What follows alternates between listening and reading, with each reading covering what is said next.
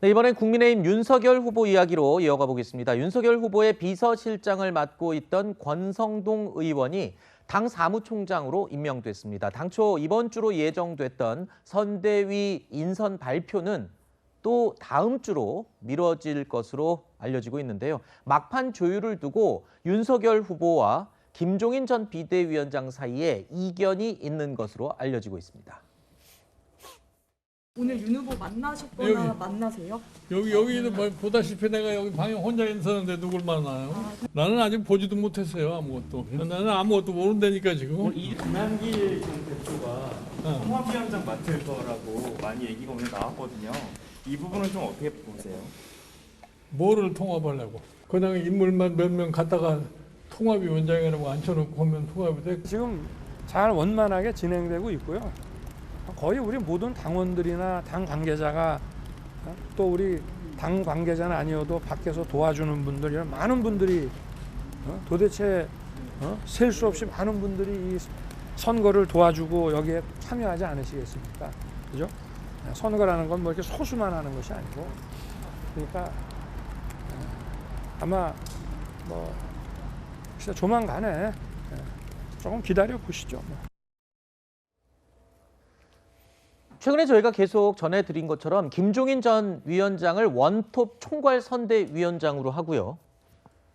그 아래 분야별 총괄 본부장들이 배치되고 별도로 후보 직속 위원회를 설치하는 선대위가 유력한 이 안이다라고 보도가 계속 나오고 있습니다. 선대위 구성과 조직에 대해서는 대체로 의견이 김 전 위원장과 윤석열 후보 일치했다라고 알려지고 있었는데 그렇다면 어떤 부분에서 서로 의견을 달리하고 있는 걸까요?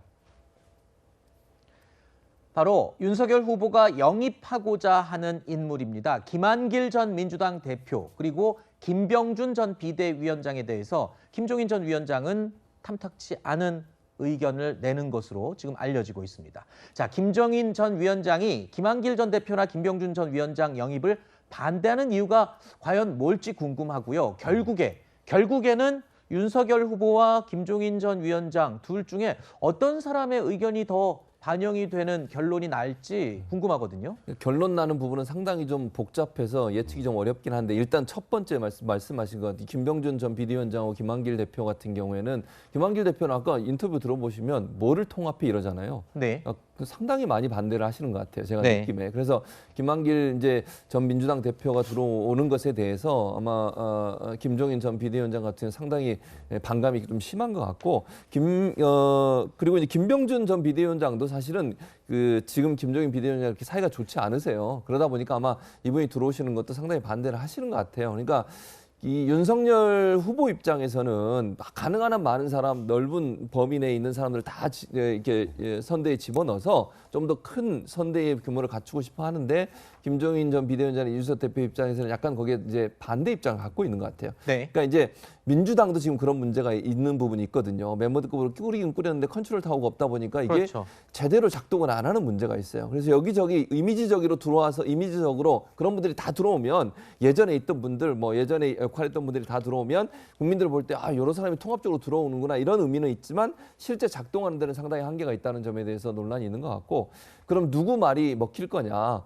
사실 두 사람의 김종인 전 비대위원장과 윤석열 후보만 보면 실제 결정권은 윤석열 후보한테 있는 거예요. 네. 그거는 뭐 부인할 수 없는 사실입니다. 다만 윤석열 후보 입장에서는 김종인 전 비대위원장이 절대적으로 필요한 상황이에요. 네. 그게 이제 문제인 거죠. 그러니까 결정권은 윤석열 후보가 있습니다. 그래서 최종적으로 윤석열 후보가 결정을 하겠지만 김종인 전 비대위원장을 모시지 않고 과연 선대위를 꾸려갈 수 있을 거냐 하는 문제에서 본인이 고민이 많을 거다. 결국 최종 고민은 윤석열 후보가 할 거라고 봅니다.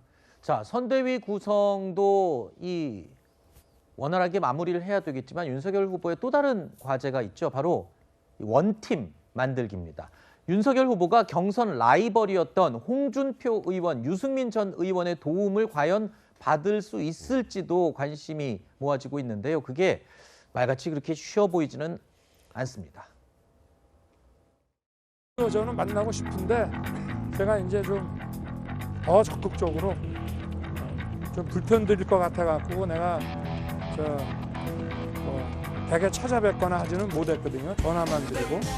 근데 아마 좀 더 쉬시려고 하는 것 같아서 그냥 조만간에 좀 또 찾아뵙고 이렇게 할 생각입니다. 윤석열 후보가 전화를 하셔도 홍준표 후보와 이승주 후보는 전화 안 받으시더라. 사실입니까? 구체적으로 홍준표 후보는 5번을 안 받으셨다고 이런 얘기까지 나와 전화를 있거든요. 저도 그 중에서 일부 후보와는 소통을 하는데 제 전화는 잘 받으십니다. 제가 설득을 할 수도 있겠는데 저한테 설득되어서 오시면 그것도 이상한 겁니다. 예, 당연히 후보가 나서야죠.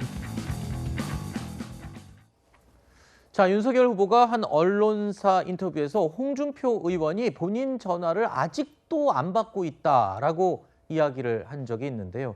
자, 홍준표 의원은요, 윤석열 후보 전화는 안 받지만 청년들과 온라인 문답은 아주 활발하게 진행하고 있습니다. 홍준표 의원이 청년들의 질문에 답한 내용들을 살펴봤는데요. 이런 얘기가 있었습니다. 윤석열 후보가 대통령이 된다면 대한민국만 불행해진다면서 상당히 강한 독서를 남겼고요. 반면에 민주당 이낙연 전 대표는 대통령감이라고 칭찬을 했습니다. 또 김부겸 총리도 아주 훌륭한 분이다라고 호평을 내기도 했는데요. 홍준표 의원을 지지하는 분들은 몰라도 야당 지지자들 사이에서는 홍 의원의 이런 행보가 달가워 보이지는 않을 것 같습니다. 이런 얘기도 썼네요. 이명박 전 대통령에 대해서는 욕심 많은 형님이다.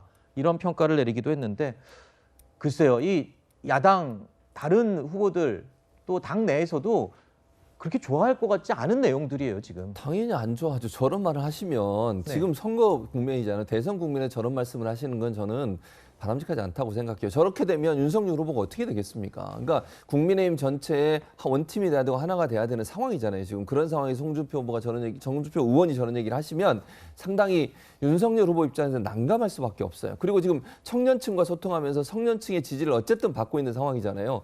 그런 상황에서 저렇게 끌고 가버리면 20, 30대가 과연 윤석열 후보를 지지할 수 있겠습니까? 네. 저거는 윤석열 후보 입장에서 상당히 난감한 상황이고 국민의힘이 빨리 저 문제를 수습해야만 네. 윤석열 후보의 어떤 그 선거 과정에서 긍정적인 영향을 미치지 안 그러면 상당히 부정적인 영향을 미칠 수 있는 그런 내용입니다. 진짜 객관적으로 걱정돼서 걱정돼요. 조언을 해주시네요. 그럼요. 알겠습니다.